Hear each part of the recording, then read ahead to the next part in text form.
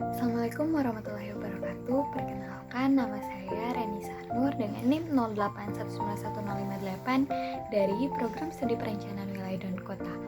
Kali ini saya akan menjelaskan terkait soal PMS, UAS PMS tahun 2020. Simak penjelasannya berikut. Kemudian ini soal yang pertama. Terdapat pernyataan bahwa jarak yang ditempuh sebuah mobil secara rata-rata kurang dari 20 km. Untuk menguji pendapat ini, suatu sistem pelacak 10 pemilik mobil diminta mencatat kilometer yang telah ditempuhnya. Sampel tersebut menghasilkan rata-rata 23.500 km dengan S atau jarak 3.900 km. Tingkat signifikansi yang digunakan yaitu alfa 5%. Pertanyaannya, apakah H0 ditolak? Kemudian di sini diketahui bahwa N atau sistem pelacaknya ada 10, kemudian X atau rata-rata dari hasil pengujian yaitu 23.500 km. Lalu hasil pernyataan atau hipotesis yaitu 20.000 dengan S atau jaraknya yaitu 3.900 km. Kemudian di sini menggunakan alfa 5%. Klaimnya adalah bahwa H atau dugaan jarak yang ditempuh sebuah mobil itu secara rata-rata kurang dari 20 km. Apakah klaim tersebut benar?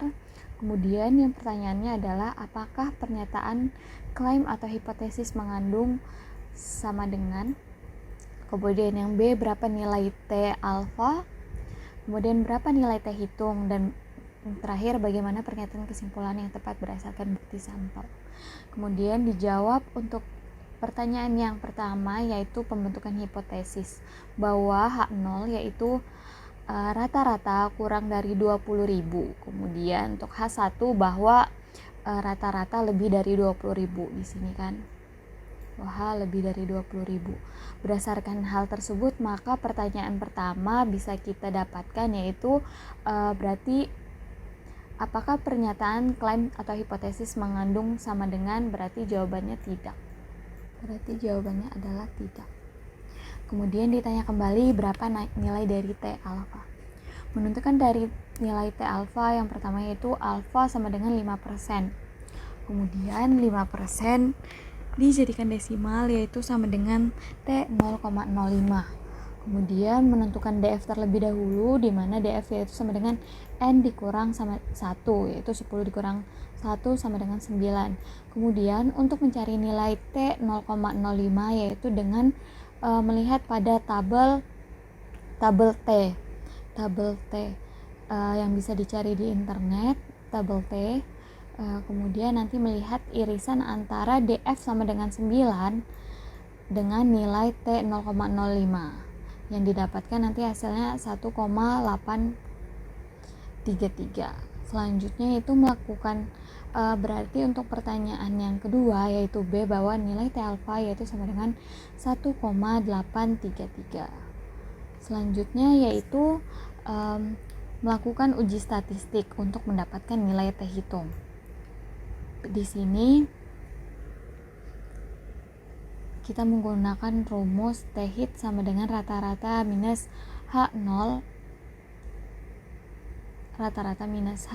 atau dugaan per S per akar N, dimana didapatkan di sini hasilnya yaitu sama dengan 2,8380 untuk T hitungnya. Maka berdasarkan ini untuk nilai T hitung telah ditemukan.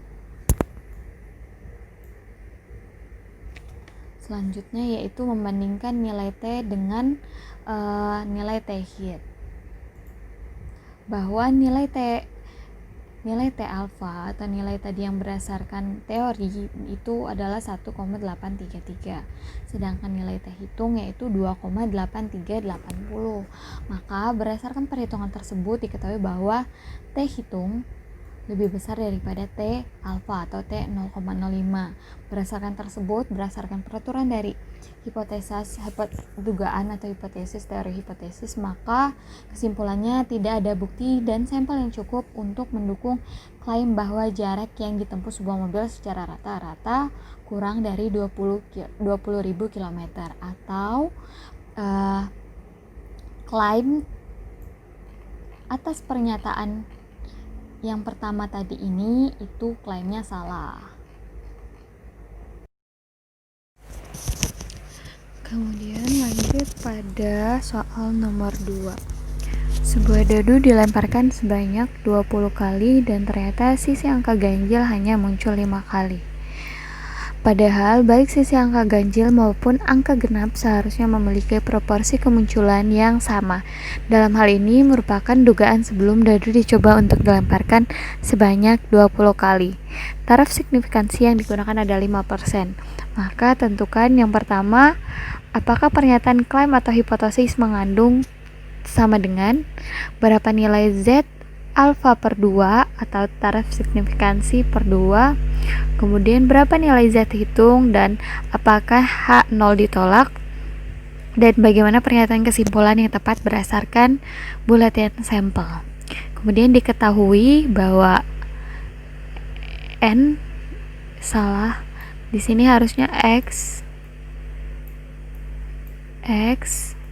ini harusnya N. X sama dengan 5, bahwa angka dadu ganjil yang muncul itu adalah 5 kali. Kemudian di sini adalah N atau banyaknya percobaan yaitu 20 kali. Kemudian P0 atau peluang dari dadu ganjil yaitu 0,5 dan dadu genap angka genap yaitu 0,5. Dalam hal ini asumsi di awal kita akan menduga apakah asumsi bahwa peluang baik angka ganjil maupun angka genap itu sama dalam sebuah dadu. Kemudian untuk pertanyaan yang pertama dijawab, apakah pernyataan klaim atau hipotesis mengandung sama dengan H0, di sini P sama dengan P0 yaitu sama dengan 0,5. Jadi pernyataan klaim atau hipotesis mengandung sama dengan, betul. Kemudian berapa nilai Z alfa per 2? Alfa diketahui 5%, alfa per 2 sama dengan 2,5%, yang berarti Z alfa per 2 yaitu Z 0,025, yang dimana berdasarkan tabel Z itu ditemukan angkanya itu 1,96.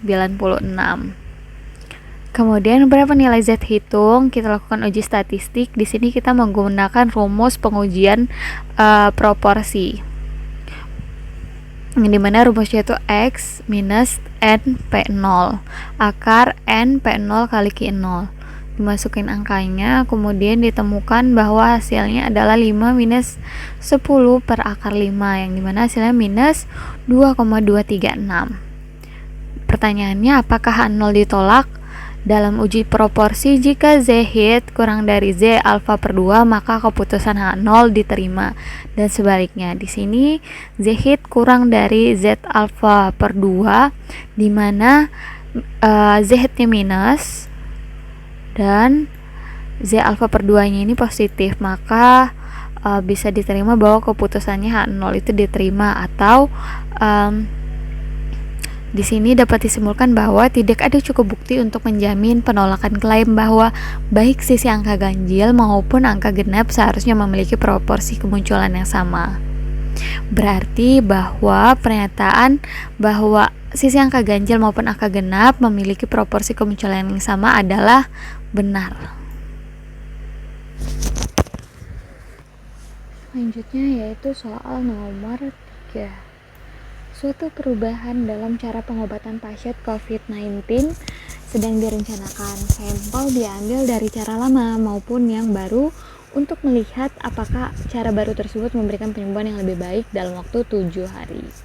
Di sini berarti ada dua variabel, yaitu cara lama dan juga cara baru. Kemudian diketahui bahwa 1425 dari 1500 pasien yang diobati dengan cara lama ternyata sembuh dalam 7 hari. Sedangkan 1920 dari 2000 pasien yang diobati dengan cara baru ternyata sembuh dalam 7 hari. Interval konfidensi yaitu 91% digunakan untuk selisih proporsi sesungguhnya.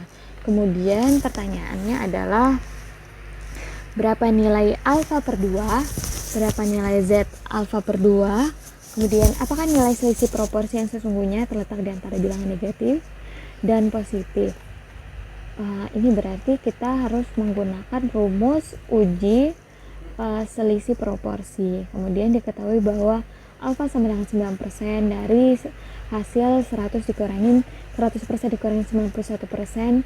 Kemudian di sini kita buatkan tabel bahwa dengan cara lama itu N-nya atau jumlah populasi keseluruhan pasiennya itu ada 1.500, untuk yang baru populasinya ada 2.000. Kemudian pasien yang sembuh yaitu X1 ada 1.425 dan pasien yang sembuh pada cara baru itu ada 1.920. Kemudian kita buatkan proporsinya dalam hal ini P1 yaitu sama dengan 1425 per 1500, dimana hasilnya sama dengan 0,95. Kemudian Q1 yaitu 1 dikurang 0,95 yaitu sama dengan 0,05. P2 sama juga kita lakukan hasilnya 0,96 dan Q2 yaitu 0,04. Kemudian dijawab berapa nilai alfa per 2 yaitu alfa sama dengan 9% dan alfa per 2 sama dengan 4,5%. Kemudian berapa nilai Z alfa per 2 yaitu Z alfa per 2 sama dengan Z 0,045 sama dengan kita lihat hasilnya pada tabel Z yaitu 1,6954. Kemudian untuk pertanyaan yang C itu apakah nilai selisih proporsi yang sesungguhnya terletak di antara bilangan negatif dan positif, maka kita menggunakan rumus uji selisih proporsi dengan rumus seperti berikut. Selisih proporsi plus minus Z alfa per 2 akar P1 Q1 per N1 plus P2 Q2 per N2. Kemudian dimasukkan hasilnya, ketemu bahwa minus 0,01 plus minus 0,0121, dimana hasilnya itu minus 0,0221 kurang dari P1 minus P2 atau selisih proporsi 1 ke proporsi 2 kurang dari 0,0021. Selanjutnya itu soal nomor 4. Suatu survei dilakukan untuk mengetahui jumlah kuota yang dihabiskan dalam 1 bulan per keluarga di suatu kelurahan. Sampel acak berukuran 24 telah diambil, di mana rata-rata kuota untuk sampel adalah 60,38 GB. Asumsikan standar deviasi populasi adalah standar deviasi di sini yaitu 50,38 dengan interval konfidensi yang dibentuk untuk rata-rata kuota adalah 99%. Yang ditanya adalah berapa nilai alfa per 2, berapa nilai Z alfa per 2, dan apakah nilai selisih proporsi yang sesungguhnya terletak di antara bilangan negatif dan positif.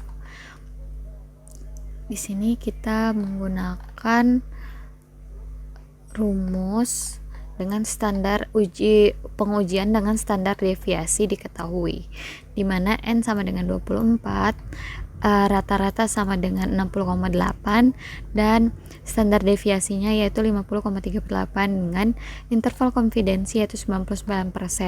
Kemudian berapa nilai alfa per 2 yaitu dengan menggunakan rumus 99% sama dengan 1 minus alfa dikali 100%, di mana alfa ditemukan yaitu 0,01, maka alfa per 2 sama dengan 0,05. Selanjutnya berapa nilai Z alfa per 2 yaitu maka Z alfa per 2 sama dengan Z 0,005, yang dimana berdasarkan tabel Z ditemukan bahwa nilai Z 0,005 yaitu sama dengan 2,5758. Selanjutnya untuk melihat selisih proporsi kita menggunakan rumus uji selisih proporsi. Di sini kita menggunakan bahwa rata-rata plus minus Z alfa per 2 alfa per akar N. Kemudian dihitung 60,38 plus minus 26,4850, maka 33,8911 kurang dari standar deviasi kurang dari 86,865, maka tidak termasuk di antara bilangan negatif dan positif. Nilai selisih proporsi tidak termasuk di antara bilangan negatif maupun positif, maka salah. Maka jawaban ini adalah tidak. Selanjutnya yaitu soal nomor 5. Perhatikan data berikut. Tetapkan presentasi kenaikan biaya iklan sebagai variabel prediktor dan presentasi kenaikan hasil penjualan sebagai variabel respon. Di sini berarti bisa kita asumsikan bahwa biaya iklan sama dengan X dan presentasi hasil penjualan sama dengan Y. Di sini yang ditanyakan yaitu nilai B1 pada persamaan regresi linear, nilai B0 pada persamaan regresi linear, nilai koefisien determinasi atau R kuadrat. Kemudian untuk mencari nilai B1, B0 juga dengan R kuadrat, maka kita harus mencari yaitu sigma X atau jumlah dari total biaya yaitu 25, sigma Y 75, sigma X kali Y 399, sigma X kuadrat yaitu 155, sigma Y kuadrat yaitu 1145, dengan rata-rata X sama dengan 5, dengan rata-rata Y sama dengan 15. Kemudian kita jawab pertanyaan pertama, yaitu nilai B1 pada persamaan regresi nilai linear. Kita menggunakan rumus B1 sama dengan N dikali sigma XY minus dikali sigma X dikali sigma Y per N dikali sigma X kuadrat minus sigma X dalam kurung kuadrat. Selanjutnya maka hasilnya ditemukan seperti ini, 1995 dikurang 1875 per 775 dikurang 625, dengan hasil 120 per 150, dimana hasilnya yaitu 0,8. Kemudian B0 pada persamaan regresi linear yaitu B0 sama dengan Y minus B1 X, dimana di sini ditemukan bahwa nilai B0 sama dengan 11. Di sini bisa kita cari persamaan linearnya, yang dimana maka di sini ketemu. Nanti berdasarkan hasil ini kita bisa menemukan persamaan linear, akan tetapi persamaan linear pada soal ini tidak ditanyakan. Selanjutnya itu nilai koefisien determinasi atau R kuadrat. Tinggal memasukkan rumusnya itu N sigma XY minus buka kurung sigma X tutup kurung buka kurung sigma Y tutup kurung per akar buka kurung N sigma X kuadrat minus buka kurung sigma X tutup kurung kuadrat tutup kurung dikurang buka kurung N sigma Y kuadrat minus buka kurung sigma Y tutup kurung kuadrat tutup kurung, dimana ditemukan bahwa hasilnya itu 1995 dikurang 1875 per akar 150 minus 100, dimana hasilnya 120 per 12,5 dikali 10 atau 120 per 122,5, dengan hasil nilai koefisien determinasi atau R kuadrat yaitu sama dengan 0,96.